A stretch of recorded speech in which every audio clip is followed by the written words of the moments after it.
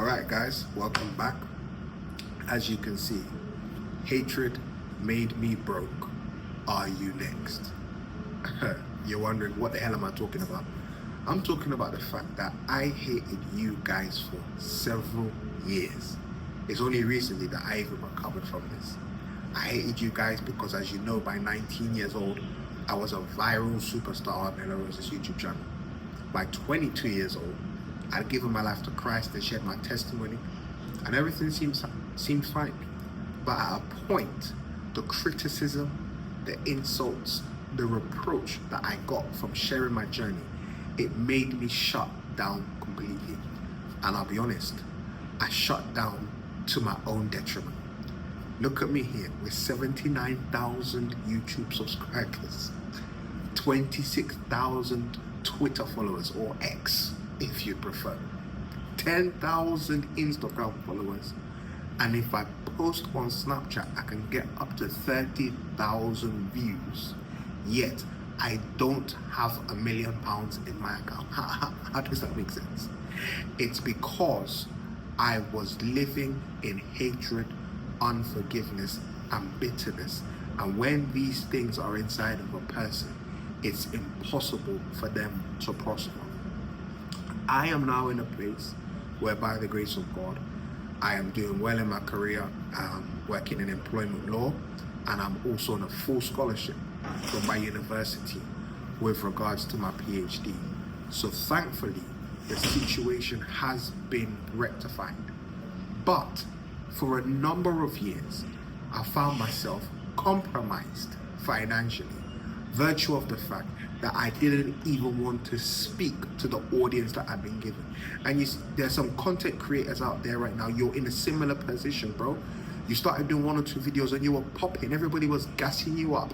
People were stopping you on your way to Tesco's, taking selfies with you. Girls were loving you, the man them was spotting you. Then at a point, you made a video that got a bad reaction. Comments were being made, people were calling you out, different things.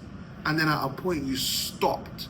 Bro, I'm telling you, pick up that camera once again, because in the words of somebody that I look up to, her name is Hayley Melinda, she said, you are too broke not to be visible.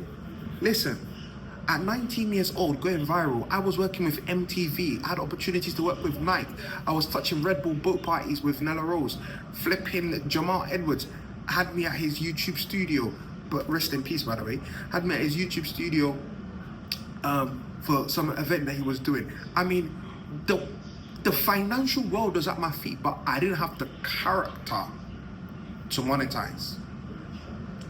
Am I here because I want to monetize? I'm here so that you can learn from my mistakes.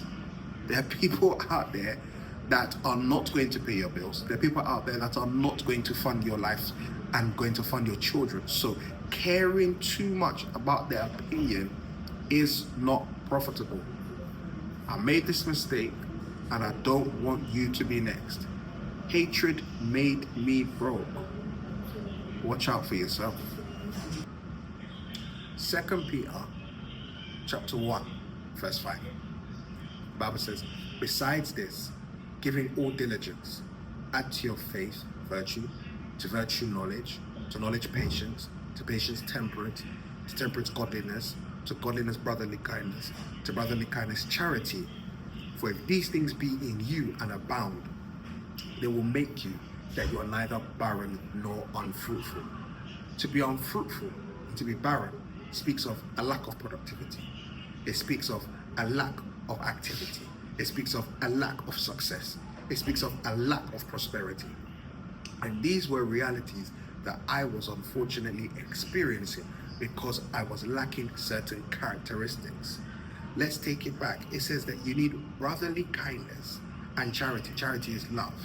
If you're going to be somebody that is fruitful, if you're going to be somebody that's prosperous, somebody that's active, somebody that's doing well, somebody that's industrious, it takes that as being part of your character. And I didn't have it as part of my character. So there were times where I was content to live my own private life, didn't care who was doing what, who's going to hell, who's saved, who's what. Like, that's your business. As far as I was concerned, I was happy to enjoy myself, my own private family life, do my own thing, because there was a lack of brotherly kindness and a lack of fruitfulness and success as a result. Maybe you're called into a certain industry, a certain field, a certain sphere of influence, and the people that you're called to serve, you actually despise them rather than loving them. The result of that will be unproductivity. It will be a lack of fruitfulness. There are times where I went 6 months, 3 months, a year with no content, no engagement, nothing, with all sorts of, religious reasons as to why I didn't want to be involved. But the truth is, I was harboring a lot of hatred inside of me. So this is an encouragement for somebody out there that, bro, heal, okay? It's time to recover. It's time now.